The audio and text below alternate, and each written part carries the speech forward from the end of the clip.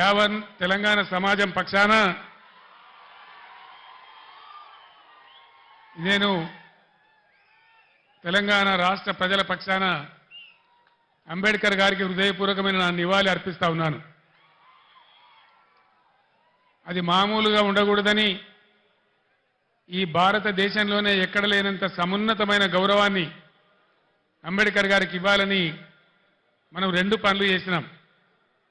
125 ఫీట్ల అంబేద్కర్ గారి విగ్రహాన్ని హైదరాబాద్లో నెలకొల్పి దేశానికే సమున్నతమైనటువంటి గౌరవం వచ్చే విధంగా ఒక మంచి పని మనం చేసుకున్నాం. అంతేకాదు ఇప్పటి వరకు స్వతంత్రం వచ్చిన ఈ 75 ఏళ్లలో ఏ రాష్ట్రంలో ఎవరు కూడా చేయనటువంటి పని మన రాష్ట్ర సెక్రటేరియట్కే డాక్టర్ బిఆర్ అంబేద్కర్ సెక్రటేరియట్ అని కూడా మనం పేరు పెట్టుకున్నాం.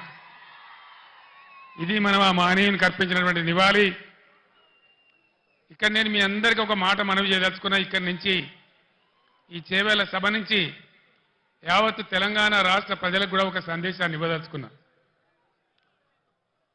రాజకీయాలు వస్తుంటాయి, పోతుంటాయి, ఎన్నికలు కూడా వస్తూ ఉంటాయి, పోతూ ఉంటాయి. కానీ ప్రజానీకానికి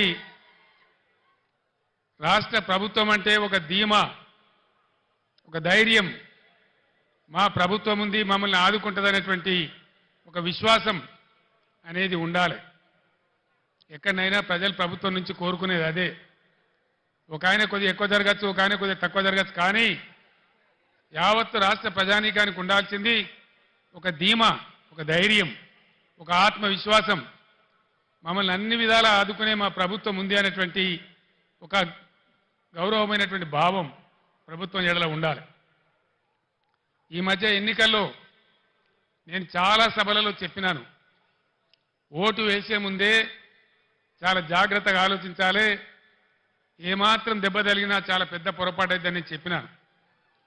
సరే, ప్రజలలో కొంతమందికి కొన్ని రకాల ఆలోచనలు, కాంగ్రెస్ పార్టీ ఇచ్చినటువంటి అంతులేని హామీలు, ప్రలోభాలు, దానికి గురైన కొందరు కింది మీద చేస్తే ఈ రాష్ట్రంలో కాంగ్రెస్ ప్రభుత్వం వచ్చింది.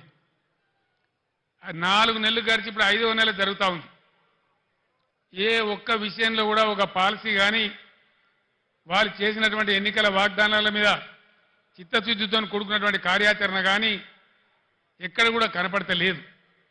వసతులు, వనరులు ఉన్న వాటిని వాడుకునే నైపుణ్యం కనపడతలేదు. 10 ఏళ్ల కింద మనం మర్చిపోయినటువంటి ఇబ్బందులు మళ్ళీ మన కళ్ళ ముందు కాపాడుతూ ఉన్నాయి. మీ అందరూ దయచేసి గమనించాలి.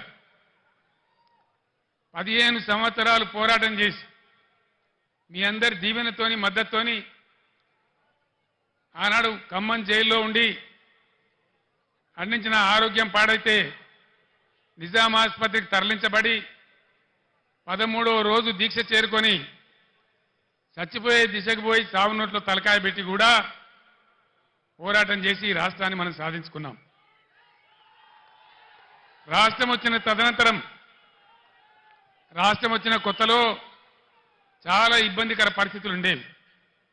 కరెంటు కోతలు, కాలిపోయే మోటార్లు, పేలిపోయే ట్రాన్స్ఫార్మర్లు, అందని సాగునీళ్లు, మంచినీళ్లు, చాలా ఇబ్బందులలో తెలంగాణ రైతాంగం చెట్టుకోవలు గుట్టకోవలు ఉన్నటువంటి పరిస్థితి ఉండేది. దాన్ని నివారించాలని కోడి రెక్కల కింద తన పిల్లలను కాపాడుకున్నట్టు రైతాంగాన్ని మనం కాపాడుకున్నాం. ఒక పాలసీ పెట్టుకున్నాం. రైతు కులం లేదు, ఎవరికి భూమి ఉంటే వాళ్ళు రైతు. అన్ని వర్గాలలో రైతులు ఉంటారు.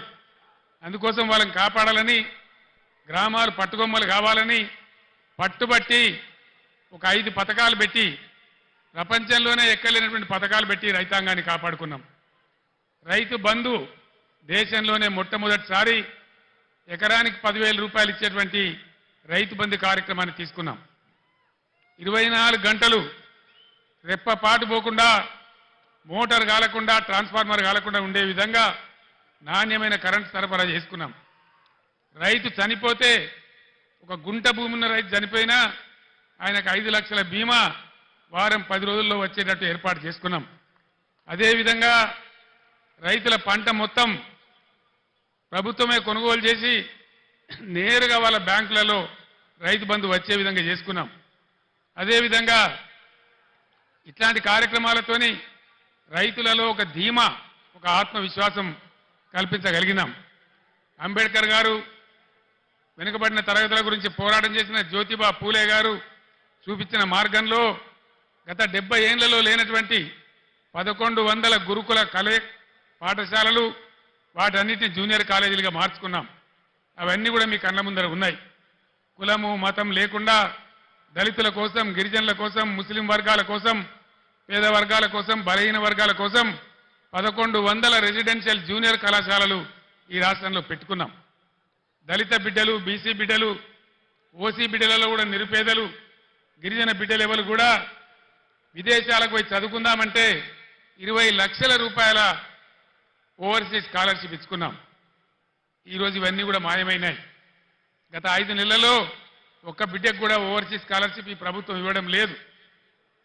దళిత వాడలు ధనిక వాడలు కావాలని దేశంలోనే ఎక్కడ లేనటువంటి విప్లవాత్మకమైనటువంటి మార్పు, సంవత్సరానికి 1 లక్ష కుటుంబాలు, 2 లక్షల కుటుంబాలు బాగు చేసుకుంటూ పోవాలని 10 లక్షల రూపాయలు ఇచ్చుకుంటూ ఒక కుటుంబానికి దళిత బంధు కార్యక్రమాన్ని తీసుకున్నాం.